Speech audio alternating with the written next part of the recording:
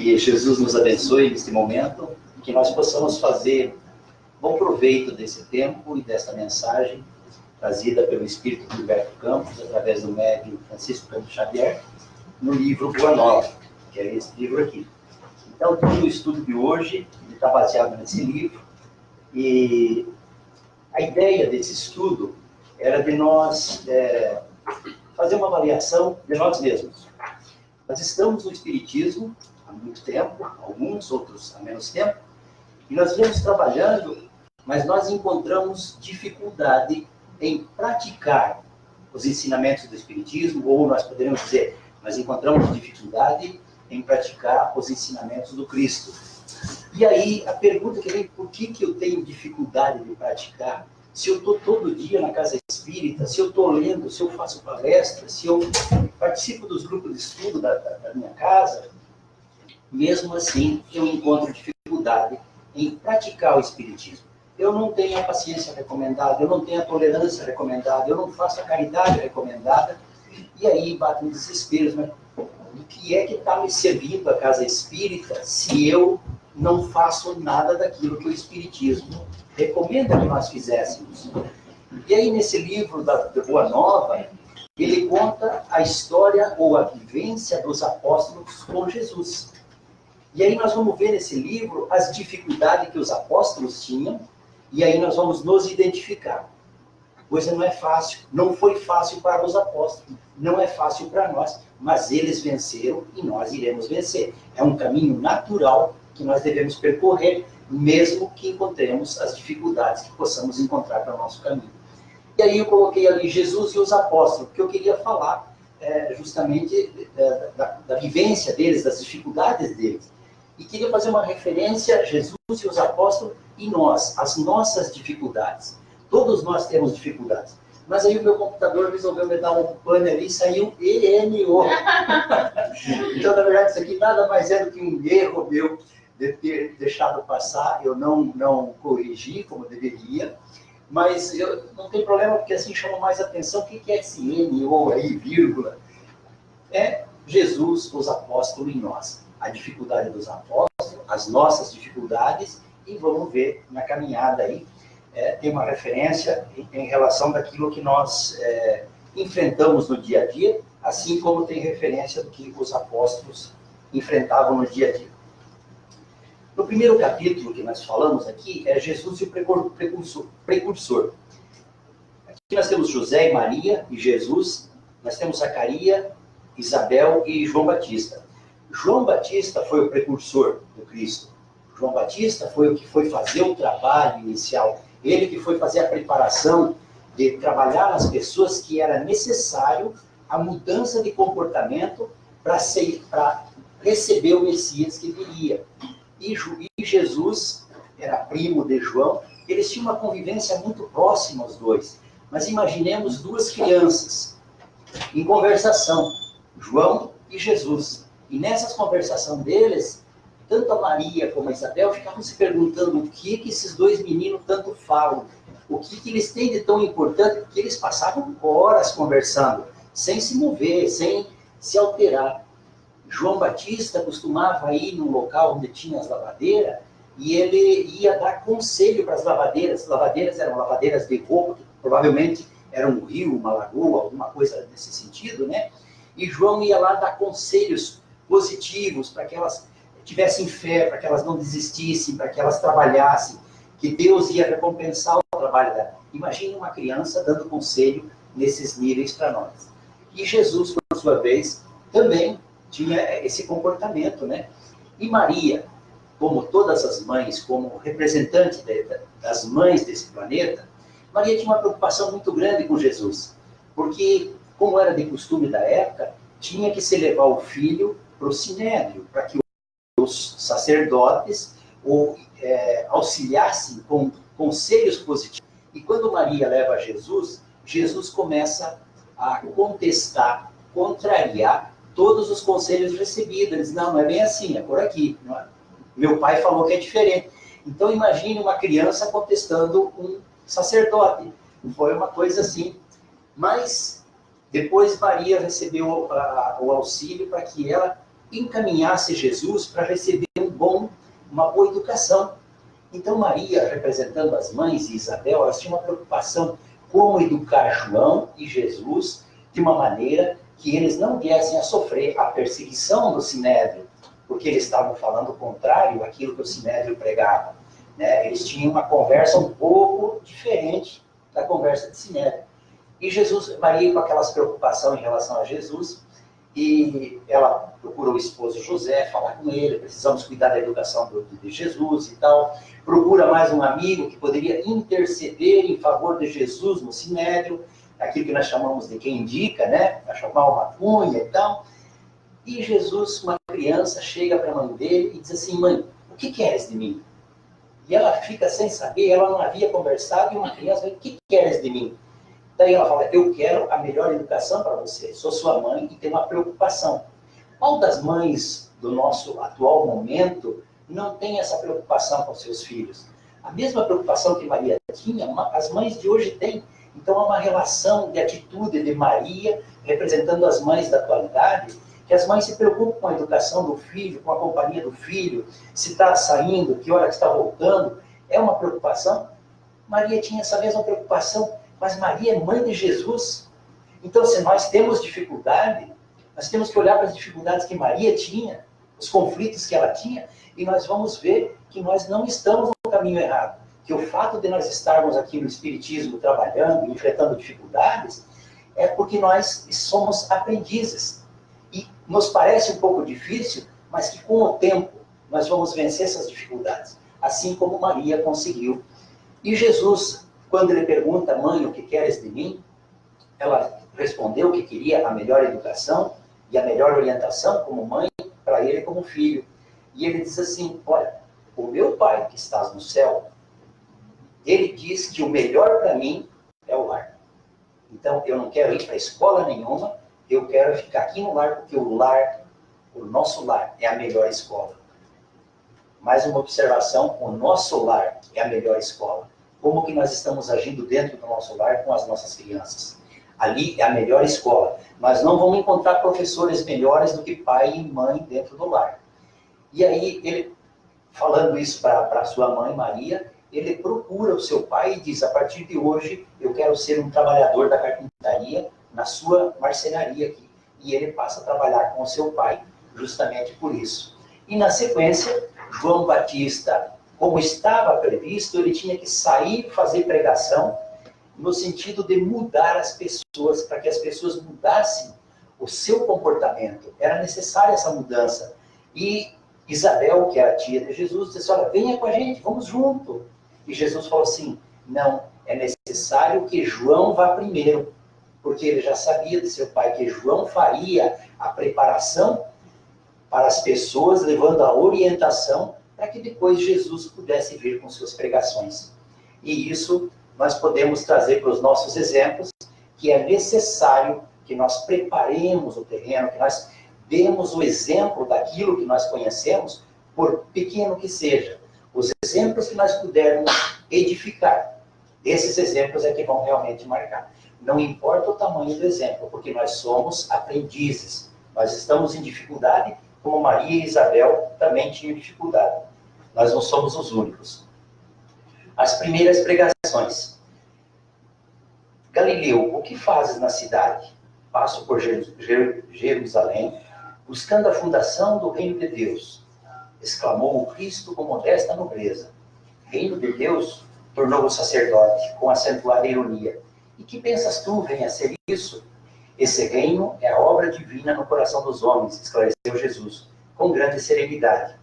Esse profeta, ou esse sacerdote que foi perguntar para Jesus, de nome Haná, depois ele venceu o próprio juiz que vai julgar o Jesus no Sinédrio e que vai condenar Jesus no Sinédrio pelas pregações do Cristo. Então Jesus, suas primeiras pregações, estava começando o seu trabalho, e esse sacerdote caminhando passa por ele e pergunta: o que você quer aqui? Isso é o reino de Deus. O que é o reino de Deus? O reino de Deus é no coração do homem. É trazer o bem para o nosso coração, para aquilo que nós possamos desenvolver, que nós temos que ter esse reino de Deus, as coisas de Deus no nosso coração. Para que quando nos for perguntado qualquer coisa, o que nós temos no nosso coração, nós temos as coisas de Deus, temos o reino de Deus. Então ele fala desse reino. E aí, logicamente, que aqui eu pus só um parágrafo, a leitura são mais de 4 páginas, e ele diz, por acaso, você na fundação desse reino, você tem algum príncipe, algum rei que está te auxiliando? Por acaso você tem algum exército que vai te auxiliar para a formação desse reino? Ou você vai pegar os tolos e loucos?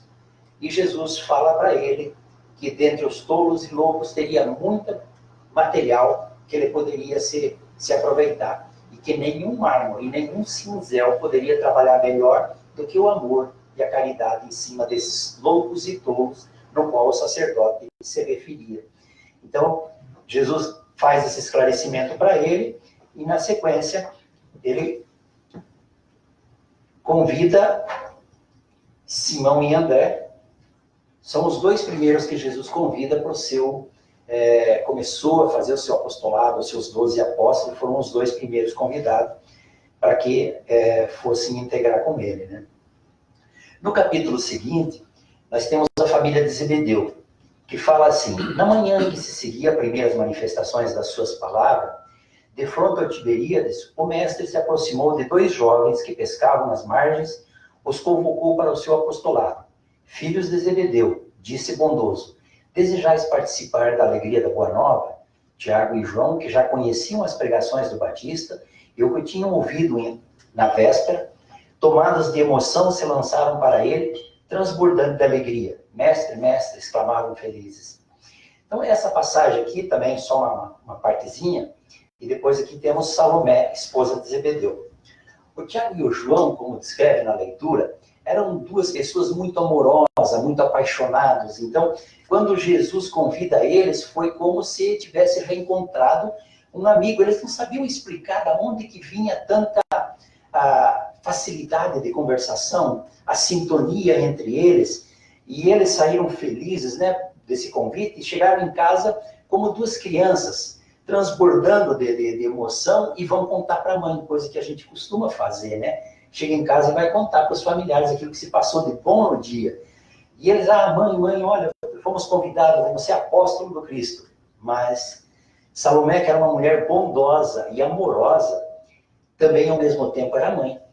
E ela se preocupa. Peraí, que reino que é esse? Porque o convite era para estabelecer o reino de Deus, para eles também, no coração dos homens. E ela disse, mas que reino que é esse?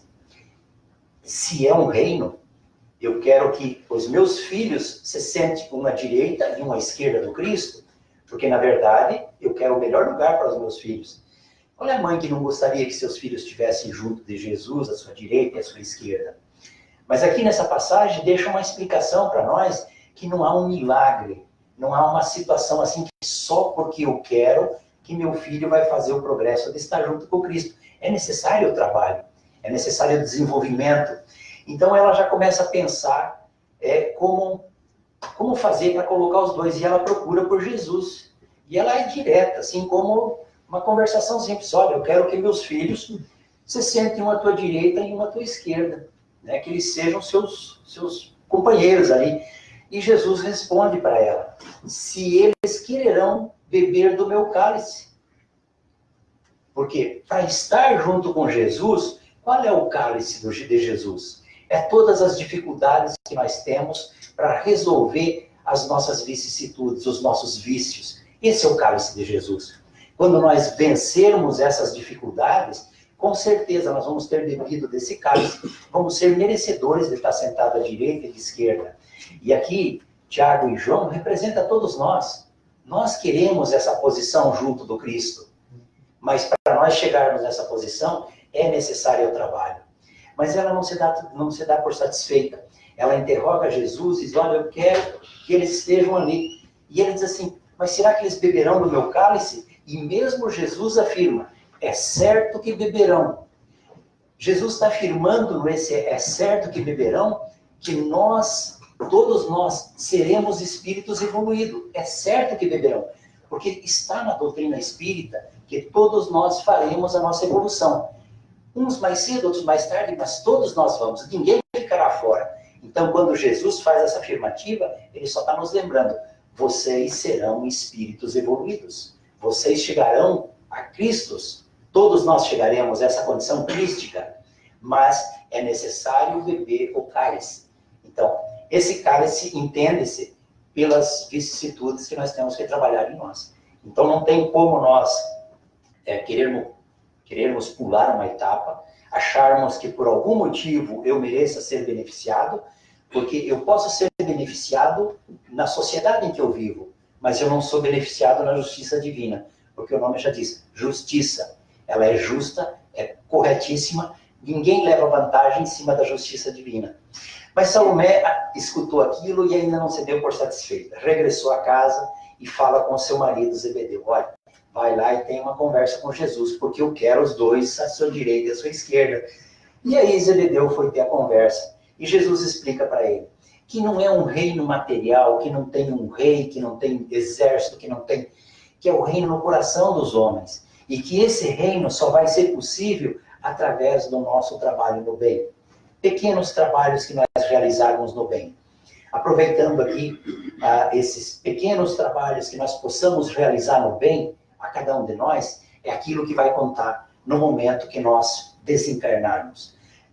Emmanuel, no livro Justiça Divina, no capítulo 12, ele diz assim, por nós mesmos quer dizer, aquilo que nós fazemos por nós mesmos. Emmanuel descreve nesse capítulo o momento do nosso desencarne, quando nós desencarnamos e somos recebidos no plano espiritual por diversos espíritos a quem nós ajudamos em outras possibilidades, com pequenos favores.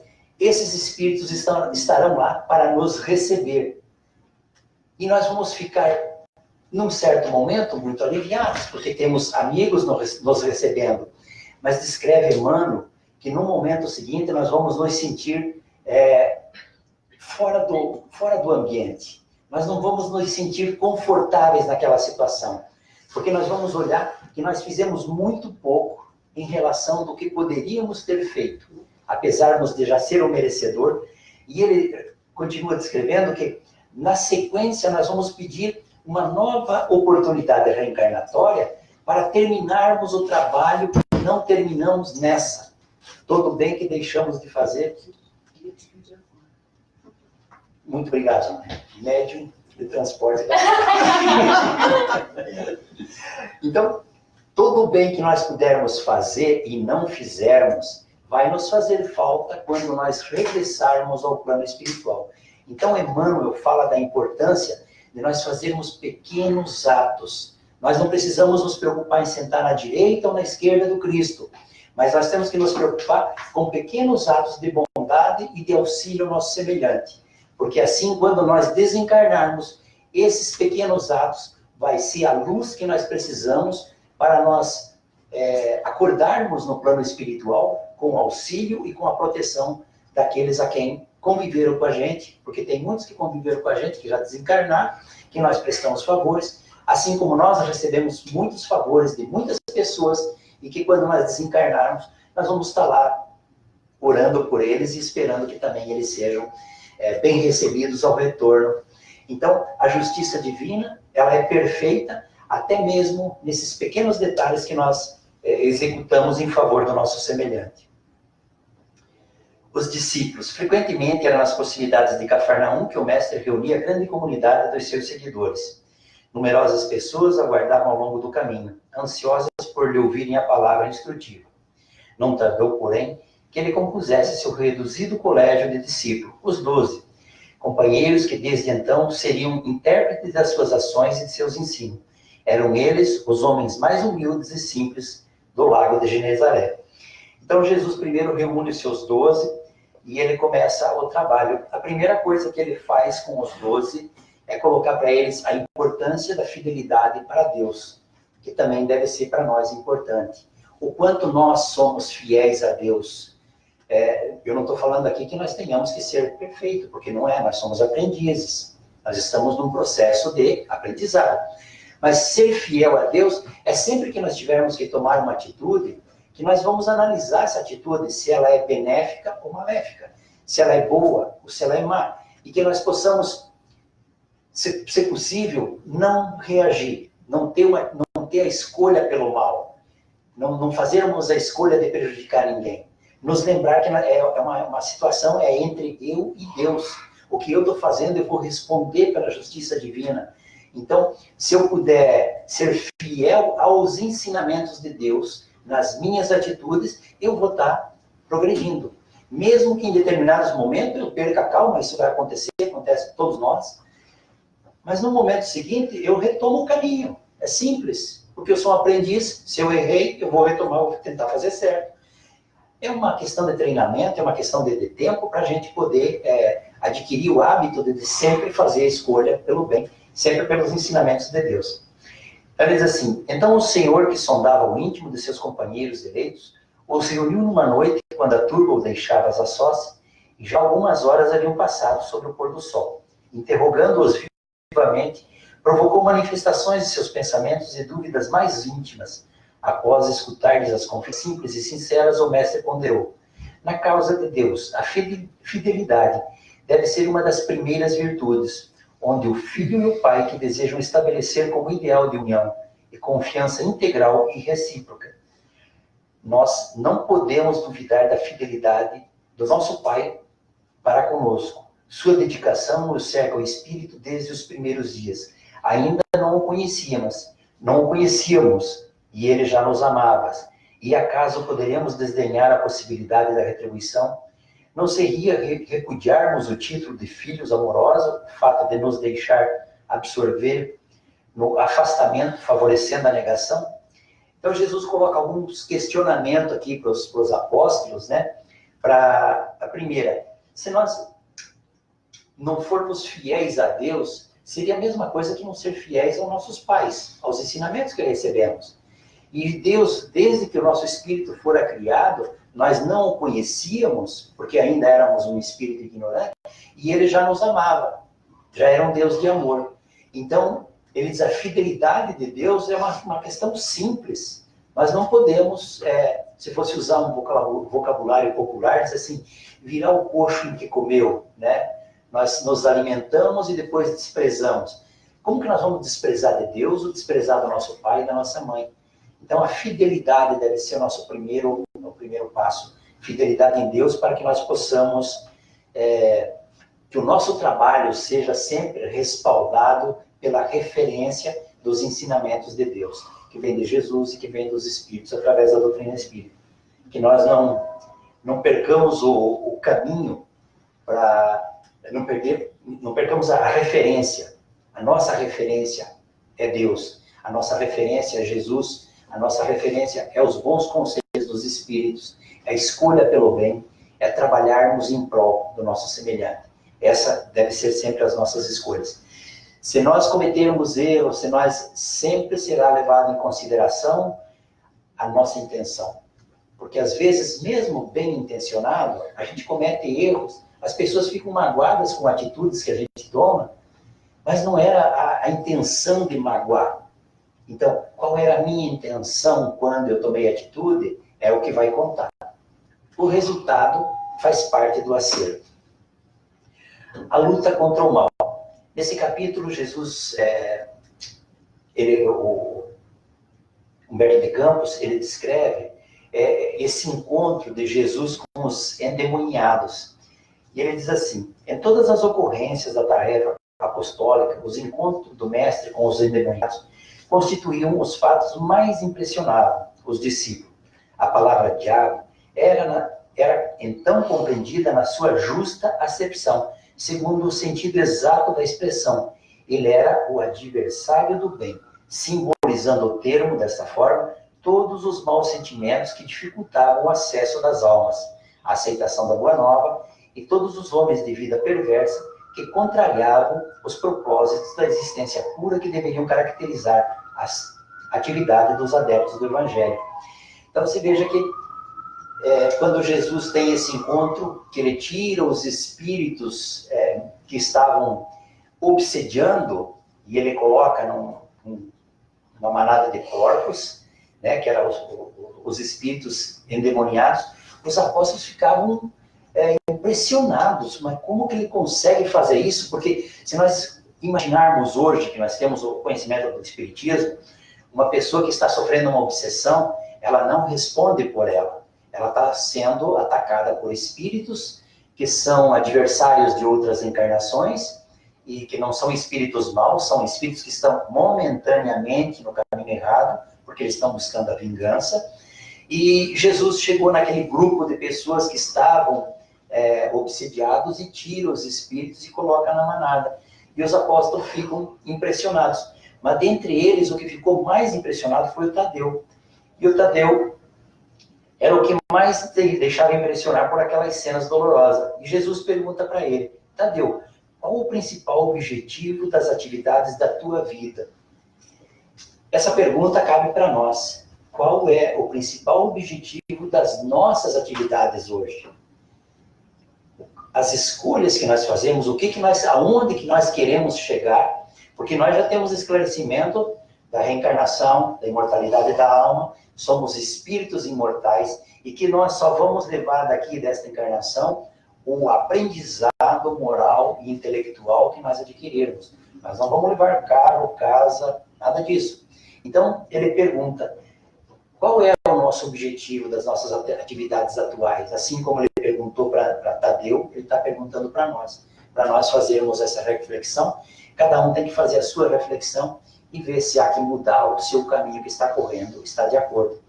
Mas Tadeu, depois dessa passagem, Jesus se retira para outra cidade com outros apóstolos e Tadeu ficou. E ele, sendo um apóstolo do Cristo, é trazido até ele uma senhora que também estava endemoniada, para que Tadeu tirasse o espírito, porque afinal ele era um apóstolo do Cristo. Então, se o Cristo fazia, o apóstolo também deveria fazer. E Tadeu orou, pediu e fez e trabalhou, mas com muita convicção, não é que ele orou assim de qualquer jeito, não. Ele realmente orou com convicção, mas ele não conseguiu o resultado esperado.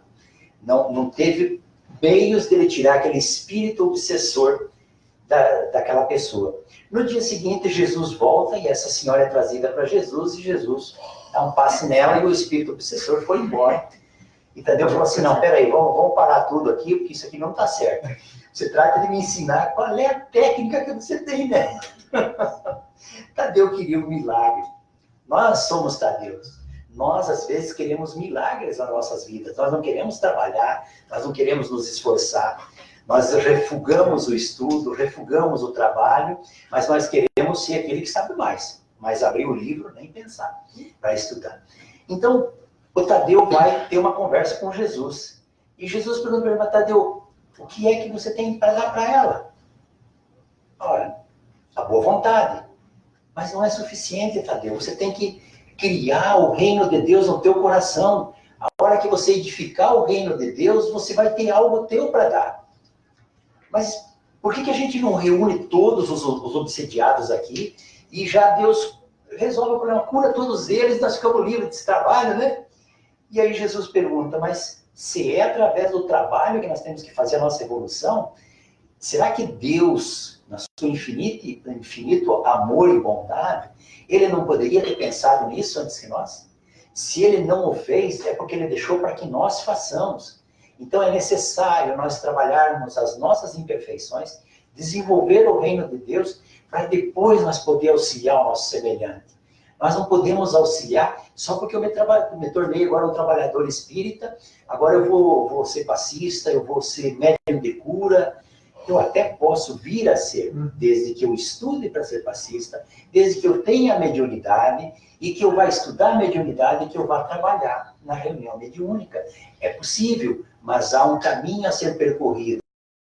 Não há um milagre como o Tadeu queria, que ele modificasse todo o sistema. Diz: não, tem que ter uma fórmula de nos ensinar a fazer.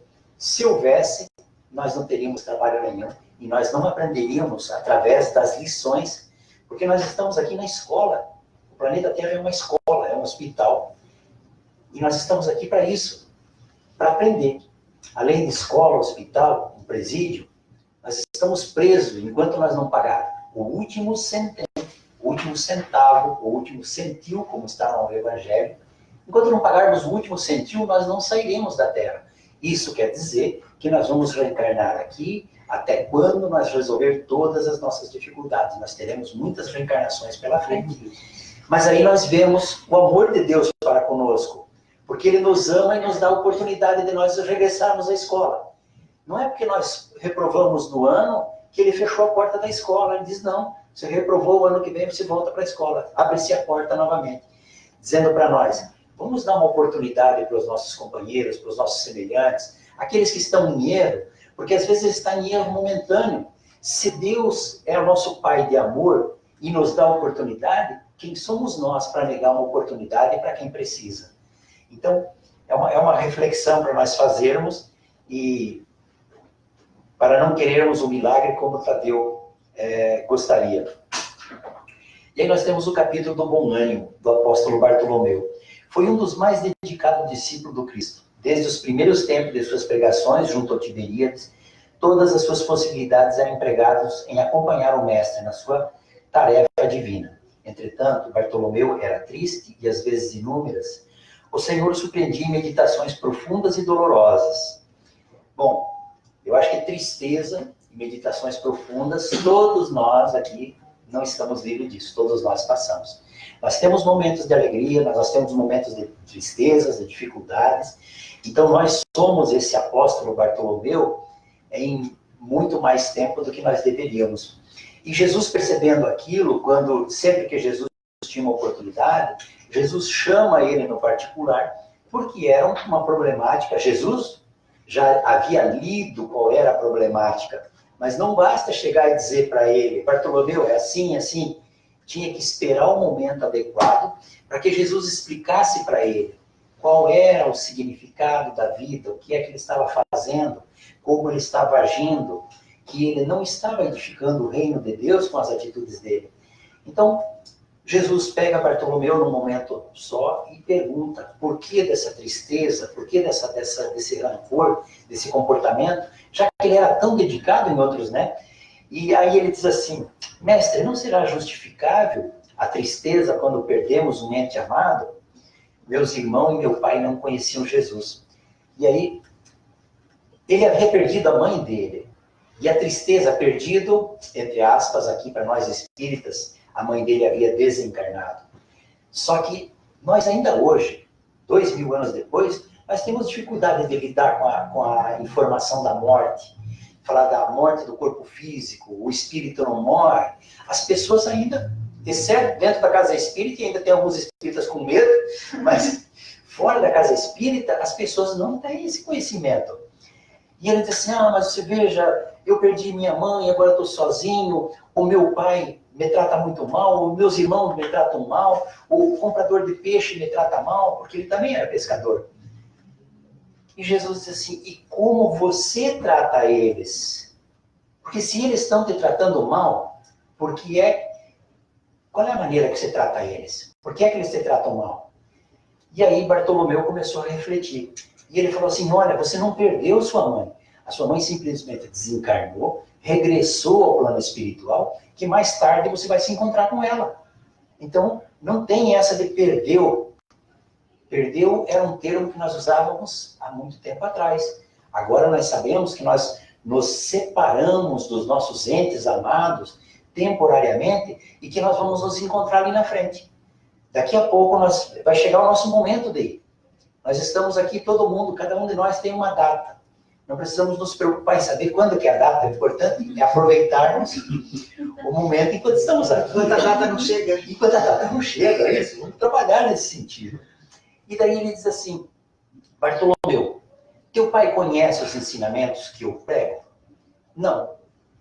Teus irmãos conhecem? Não. Então, se você conhece os ensinamentos do Cristo, você deve fazer sua mudança. E não peça a mudança deles, porque eles não conhecem a Jesus. E quantas vezes nós queremos mudança das pessoas que não têm o conhecimento que nós temos, e nós queremos que eles mudem. Mas nós mesmos não estamos mudando ainda. E aí Bartolomeu, depois dessa conversação com o Cristo, desse esclarecimento, dele entender que a mãe dele sempre estaria do seu lado, em espírito, é verdade, mas que nunca deixaria de acompanhá-lo. Porque uma mãe amorosa vai estar com seus filhos, mesmo que ela desencarnada, ela vai estar em espírito acompanhando. E aí, quando ele voltou para casa, já de madrugada, seus irmãos estavam se preparando para sair, começaram a provocá-lo, como eles costumavam fazer. E Bartolomeu costumava replicar, costumava discutir. Nesse dia, Bartolomeu chega, bom dia para vocês também, e não replica, e vai para o trabalho. E eles vão, fazem a pesca. Ele tinha uma reclamação muito grande do comprador de peixe, que quando chegava lá com o peixe, não importava se a cesta estivesse cheia ou pela metade. O preço era quase sempre o mesmo. Hoje pagava $10, amanhã pagava os mesmos $10, mas a cesta está cheia. O preço hoje é $10. O comprador era um comprador duro, era um negociante que só via parte financeira, material, não estava preocupado com o trabalho dos pescadores. Ele dava o valor que ele entendia. E no dia seguinte dessa conversa de Bartolomeu com Jesus, ele chegou com o seu produto, está aqui minha pesca, $10, muito obrigado, que Deus lhe abençoe. E ele espera aí, mas houve uma mudança de comportamento do Bartolomeu. E ele passou a não ter mais problema, porque ele mudou o comportamento. Ele não esperou que o outro mudasse, mas ele mudou porque ele teve a conversa com Jesus. É mais ou menos como a história que todos aqui já provavelmente ouviram, mas da nora que queria matar a sogra, né? Porque a sogra era insuportável. E ela procura lá o homem das ervas, lá, ela quer matar minha sogra, porque eu não aguento mais que ela veja, ela tem que me livrar dela. Ah, ok, você leva essa erva aqui, você põe na comida, mas eu não posso matar de uma vez só, senão vai chamar atenção, né? Não, tudo bem, você põe um pouquinho dessa erva todo dia, que com o tempo, mas você tem que preparar a comida, você tem que tratar ela bem para não chamar a atenção dos familiares, porque se você estiver em briga, os familiares vão desconfiar, ó, foi ela, que ela vivia brigando, né? Ela morreu, e ela vai, passa um mês, passa 2 meses, ela volta desesperada com o homem das ervas, olha, eu quero que você me dê uma outra erva, não quero mais matar minha sogra, é um anjo. Lógico, ela passou a fazer a comida para a sogra, colocar o veneninho para a sogra ali, todo dia servindo a ração ali, né? Foi na cabeça dela para matar a sogra. Mas o homem das ervas não deu uma erva para matar, ela deu um tempero só para melhorar a comida. Mas a ação dela de fazer a comida para a sogra todo dia transformou ela. Então não era a sogra que precisava ser morta, era ela, a nora, que precisava de mudar as suas atitudes. Assim somos nós, assim é o Bartolomeu. Por isso o Bartolomeu nos representa e nós somos Bartolomeu. Porque nós queremos das outras pessoas o bom atendimento, mas nós não damos o bom para os outros. Não é fácil, não estou dizendo aqui que seja fácil. Isso é o que Humberto de Campos está falando, é o que Jesus auxiliou ou informou para os apóstolos que eles deveriam fazer. Mas só estamos pegando a leitura e trazendo para nós refletirmos, na medida do possível, nos esforçarmos para fazer aquilo que for possível dentro da nossa evolução que nós estamos. Às vezes não é, e às vezes é possível nós melhorarmos o nosso comportamento e mudarmos toda a sintonia do ambiente em que nós vivemos. Velhos e moços. Não era raro observar-se na pequena comunidade dos discípulos entrechoque das opiniões, dentro do idealismo, quente dos mais jovens, muitas vezes, o séquito humilde dividia-se em discussões relativas aos projetos do futuro. Enquanto Pedro e André se punham a ouvir os companheiros com a ingenuidade de seus corações simples e sinceros, João comentava os planos de luta no porvir. Tiago, seu irmão, falava do bom aproveitamento de sua juventude, ao passo que o jovem Tadeu fazia promessas maravilhosas. Somos jovens, dizia, iremos a terra inteira, pregaremos o evangelho às nações, renovaremos o mundo. Então, essa passagem aqui dos velhos e moços é muito interessante, porque às vezes nós achamos que os velhos estão ultrapassados, que precisam ser substituídos. Precisamos colocar pessoas jovens. E, na sequência, Jesus dá uma explicação, porque Simão vai procurar Jesus, porque Simão era o mais velho.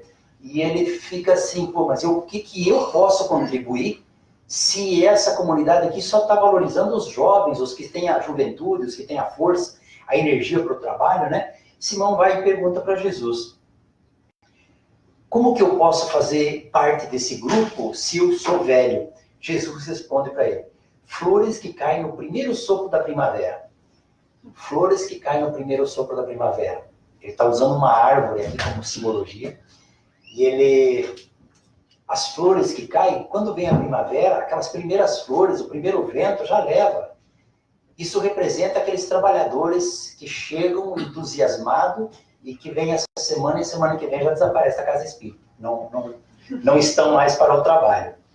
E aí ele fala assim, o fruto, porém, é sempre uma bênção do Todo-Poderoso. Porque depois da flor vem o fruto. O fruto é uma bênção, mas para se ter o fruto é necessário muito trabalho. E aí ele coloca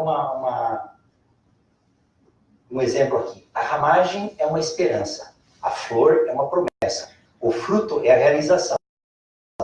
Só ele contém o doce mistério da vida, cuja fonte se habita da divindade. Quer dizer, o fruto se perde na fonte da infinita bondade de Deus, da divindade de Deus. Então, não adianta nós querermos fazer um trabalho achando que os mais velhos têm que ser substituídos. Porque se nós pegássemos o exemplo dessa casa espírita aqui, vamos considerar os mais velhos de casa espírita, não de idade, os que fundaram essa casa espírita. Eles já fundaram a casa já está funcionando bem, então vamos tirar vocês fora daqui, porque vocês já não servem mais. Vamos deixar que os jovens que chegaram depois, que toquem essa casa. Por certo, todo o trabalho que vocês tiveram na fundação da casa, aqueles que participaram, é um trabalho que se perdeu. Porque essa experiência os jovens não têm. Eles vão ter que recomeçar novamente. E quando esses jovens adquirirem através do erro, das experiências, do que pode ser feito, o que não pode ser feito, quando eles atingirem a maturidade, que deveriam começar a dar o fruto, não, o processo é tirar os mais velhos. Tira eles de novo e coloca outros jovens. Nós nunca teremos o fruto. Nós sempre estaremos aqui na flor, só na flor e na promessa, na flor e na promessa. Então Jesus explica para Simão a importância dos mais velhos, porque eles têm o conhecimento, têm a experiência e têm a possibilidade de orientar os mais jovens. Não há como os jovens administrar uma casa espírita ou qualquer outro local se não for através da experiência dos que estão há mais tempo. Aqueles que estão há mais tempo no trabalho, eles já passaram por essas dificuldades. Eles já estão no processo de dar frutos para casa. Então, toda mão de obra será muito bem-vinda, será muito bem aceita na casa espírita. A gente sempre precisa de trabalhadores, mas os trabalhadores que chegam têm que chegar com mais consciência, com o processo de que eles vão contribuir. As opiniões que já tem na casa, eu vou auxiliar para que essa opinião seja fortificada, para que possa dar frutos. Porque senão nós vamos ficar sempre na flor e na ramagem. E o nosso objetivo não é esse. Há que dar frutos. Então, nós não podemos desprezar o conhecimento de ninguém e não podemos desprezar a juventude de ninguém. Os jovens podem contribuir e muito com a gente na casa espírita, mas que cada um esteja exatamente naquele lugar que lhe compete e que deve estar. E com a consciência de que nós trabalhamos para Jesus e que isso faz com que nós tenhamos a responsabilidade de trabalhar sempre para o bem. E no capítulo do perdão, ele fala, as primeiras peregrinações do Cristo e de seus discípulos em torno do lago haviam alcançado inolvidáveis triunfos. Eram doentes, atribulados, que agradeciam o alívio, buscando ansiosamente trabalhadores humildes que se enchiam de santas consolações ante as promessas divinas da Boa Nova. Pregações de Nazaré. Quando então Simão Pedro fez a célebre pergunta, Senhor, quantas vezes pecará meu irmão contra mim, que lhe hei de perdoar? Será até 7 vezes? Não 7, mas 70 vezes 7. Primeiro, essa pregação foi a primeira pregação de Jesus, do perdão, quando ele volta para a cidade dele. Que ele volta para a sua cidade para fazer a pregação lá. Mas ele não foi bem recebido em Nazaré. Porque, sendo a cidade dele e santo de casa não faz milagre, todos repudiaram seus ensinamentos. E houve muita discussão, muita falação, bate-boca. Os apóstolos entraram naquele conflito verbal, né, que não tinha fim. E Jesus, vendo tudo aquilo, ele simplesmente chama todos os apóstolos, vamos sair daqui. E os apóstolos, cada um tinha opinião, não, vamos sair daqui não. Vamos fazer um embate público na praça e vamos ver quem que tem razão, se é os ensinos do mestre, se é os ensinos da lei dos judeus. E Jesus disse, não hoje, vamos sair daqui, porque isso é uma discussão estéril e não leva a nada. Quantas vezes nós ficamos na casa espírita com discussão estéril que não leva a nada, que não produz nada, que às vezes é melhor nós nos calarmos, ou é melhor dizer assim, gente, esse assunto ainda tem que amadurecer mais, vamos deixar para discutir semana que vem? Não quer dizer que o assunto não vai ser discutido, mas uma forma de nós não entrarmos em conflito, porque o conflito gera desconforto, e o desconforto gera problema, e os problemas terão que ser fixados, serão hoje, no futuro. Então, o melhor conselho, Jesus tirou os apóstolos e saíram fora de Nazaré, não fica mais aqui. E daí, depois, a sós, os apóstolos procuram ele, para ter uma explicação, porque eles achavam que não estava certo. Espera aí, por que é que você não revidou? Por que é que você não discutiu? Porque Jesus tinha o dom da palavra, e Jesus tinha o poder da palavra. Aquilo que ele falava, ninguém usava, nenhum doutor da lei ousava discutir com ele. Ele tinha o poder da palavra. E aí Jesus falou para eles, olha, tem que perdoar, porque eles ainda não têm esse conhecimento, eles ainda não sabem. E Simão Pedro perguntou, mas quantas vezes eu vou ter que perdoar? 7 vezes? Eles, não, 7 não, 70 vezes 7. Isso serve para nós. Nós temos que perdoar 70 vezes 7 a cada falha do nosso semelhante contra nós. Então, 70 vezes 7 são 490, a cada falha. Se a cada falha eu tenho que perdoar 490, eu vou aprender a perdoar, e isso vai se tornar um hábito, e eu vou ser uma pessoa melhor.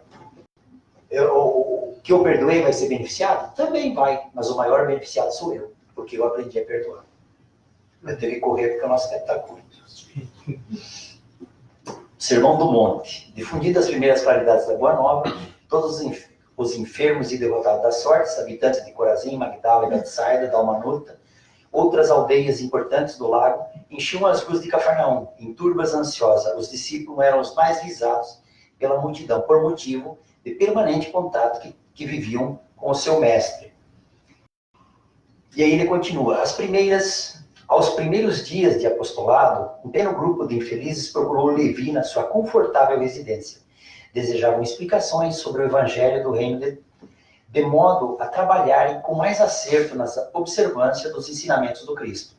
O coletor da sua cidade manifestou certa estranheza, afinal, disse ele, aos infortunados que o procuravam. O novo reino congregará todos os corações sinceros de boa vontade, que desejam irmanar-se como filhos de Deus. Mas que podeis fazer na situação que vos encontrais? E dirigindo-se a 3 deles, seus conhecidos pessoais, falou convicto. Que poderás realizar, Lisandro, aleijado como és? E tu, Áquila, não foste abandonado pela própria família sob o peso de sérias acusações? E tu, Pafos, acaso edificaria alguma coisa com as tuas atuais aflições? Então, essa leitura ela é muito interessante porque ela deixa uma lição para nós no sentido de que nós somos seguidores do Cristo. Nós não somos seguidores do Levi. Porque, vejam bem, o Levi era um apóstolo muito interessado, muito bem intencionado, mas ele fez um julgamento precipitado. Porque, por causa das aflições do nosso irmão, por causa que o nosso irmão é aleijado, porque o outro irmão não tinha a confiança da família, eles estão, vocês não servem para o reino de Deus. Mas Jesus trouxe o reino para todos, não era só para os que tinham saúde, era principalmente para os doentes. E Jesus fala para eles, olha, vocês não têm condição, vocês não podem trabalhar, porque vocês não estão preparados para isso. As suas deficiências são muito grandes. E os 3 saem da casa de Levi com uma certa tristeza, mas eles tinham uma esperança, porque naquela tarde Jesus falaria o Sermão do Monte. E eles falaram, não, o que ele tem pregado é diferente do que Levi tem falado. Vamos ao Sermão do Monte para ouvirmos se a palavra é diferente, porque nós tínhamos que ter uma oportunidade, nós somos filhos de Deus também, né? E aí eles vão para o Sermão do Monte para escutar a conversa do Cristo, né? A pregação do Cristo. Nesse meio tempo, quando eles passam, Jesus chega com outros apóstolos na casa de Levi. E Levi, todo entusiasmado, achando que havia prestado um grande trabalho, ele fala, olha, teve aqui 3 doentes, até com um riso assim, desdenhando, né? Com aquela presunção que é bem do nosso estilo. Somos bastante Levi nesses momentos, né? Eles, senhoras, estiveram aqui, mas eles não têm a menor condição de dar nenhum trabalho, não tem saúde, não tem o quê. E aí os outros apóstolos que estavam ali, assim, tudo bem, os pescadores, até que eles têm boa saúde, são trabalhadores, né? Porque ele estava falando de pessoas humildes, mas os pescadores também eram humildes. E aí Jesus chama a sua atenção, você Levi, o reino de Deus é para todos, principalmente para os doentes, para os necessitados. Então nós temos que nos lembrar disso, que sempre que se aproximar alguém necessitado, o reino de Deus é para eles. E muito importante nós sermos seguidores de Jesus, e não seguidores de Levi. Depois houve o Sermão do Monte, e Levi já havia sido esclarecido que era para os doentes que Jesus vinha, que a boa nova era para os necessitados. Quando Jesus termina o Sermão do Monte, Levi procura os três, os abraça, pede desculpa e os convida para trabalhar junto, porque realmente a boa nova era para eles também. Então Levi, por sua ignorância do conhecimento, ele tomou uma atitude, um julgamento que não era adequado. Mas depois ele pede desculpa e ele faz essa reviravolta, abraça eles e entende que o reino de Deus era no coração de todos. Para nós, espíritas, nós temos que ter o cuidado de seguirmos a Jesus e não seguir dirigente espírita, não seguir federação espírita, não que não devemos respeitar. Devemos respeitar os dirigentes espíritas, devemos respeitar a federação, porque toda organização que quer um trabalho bem organizado, nós temos que apoiar, é um trabalho no bem. Mas temos que nos cuidar, porque nós somos seguidores dos ensinamentos do Cristo e do Espiritismo, e não seguidores de Levi. O amor e renúncia nós vamos pular, e vamos para o último, que eu já passei do tempo. Oração dominical. Curada pelo mestre, a sogra de Simão Pedro, ficara maravilhada com os poderes ocultos do Nazareno, humilde que falava em nome de Deus, enlaçando os corações com a sua fé profunda e ardente. Restabelecida a sua saúde, passou a reflexionar mais atentamente acerca do Pai, que está nos céus, sempre pronto a atender às súplicas dos filhos. Chamando certo dia o genro para exame detido do assunto, consultou sobre as possibilidades de pedirem a Jesus favores excepcionais para a sua família. Normal, nós fazemos isso, nós gostamos não. Se nós vemos a possibilidade de nos dar bem, nós pedimos favores, nós interferimos com as pessoas, é um procedimento normal. Mas quando Simão Pedro procura por Jesus, porque ele levou essa reivindicação, que ela diz assim, olha, eu tenho que plantar, eu tenho que limpar, eu tenho que cozinhar, eu tenho que cuidar de tudo, tenho que cuidar do gado, porque a mulher trabalhava muito naquela época, não menos do que hoje. E as mulheres continuam trabalhando nos dias atuais. Naquele tempo não era diferente. E aí, Simão Pedro leva esse pedido para Jesus, e Jesus diz assim, olha, mas esse é o trabalho que compete a ela nesse momento, ela deve fazer isso. Mas não é justo, porque a vizinha do lado tem 5 empregadas. A vizinha do lado, ela tem o compromisso de educar 5 espíritos. Ela está preparada para educar, porque ela realmente tinha 5 empregadas. Mas o compromisso dela era de educar essas 5 mulheres que trabalhavam para ela através da convivência do trabalho que elas prestavam. Jesus, assim, cada um está no seu lugar certo, cada um está fazendo o trabalho que tem que fazer. Ninguém está no lugar errado. E como o título diz oração dominical, ele diz, se tudo que eu precisar é só eu orar que eu vou conseguir, e ele diz, sim, tudo que você precisar é só você orar que você vai conseguir. Talvez nós não saibamos ler aquilo que nós recebemos.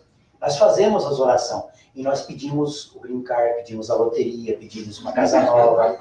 E Deus manda saúde, trabalho. Ele diz, olha, com saúde você vai conseguir a casa, você vai ter que trabalhar. Então nós temos que compreender que as nossas orações não é porque eu vou orar para determinado item material que Deus vai fornecer. Nós seríamos todos ricos, né? Porque a humanidade já teria descoberto isso há muito mais tempo. Então, sim, a oração é muito importante e nos conecta com Deus, nos deixa mais próximo dele, para que nós possamos desenvolver em nós esse reino de Deus e trabalhar as leis divinas em nós. Mas não é através do milagre, é através do trabalho e através de aceitação, compreensão de quem somos como espíritos imortais, qual é o nosso compromisso aqui, qual é a nossa responsabilidade que nós temos. Muito obrigado a todos, obrigado pelo convite, obrigado aos dirigentes e trabalhadores dessa casa, que através do esforço de vocês me deram a oportunidade de vir aqui para me desenvolver através da fala. E a recomendação leiam esse livro, Boa Nova, do Chico Xavier. É um livro de capítulos, leiam, releiam, porque é muito interessante e o estudo é só um apanhado geral por cima, assim, para dar umas informações, para ver que as dificuldades deles também são as nossas dos dias atuais. Que Jesus nos abençoe.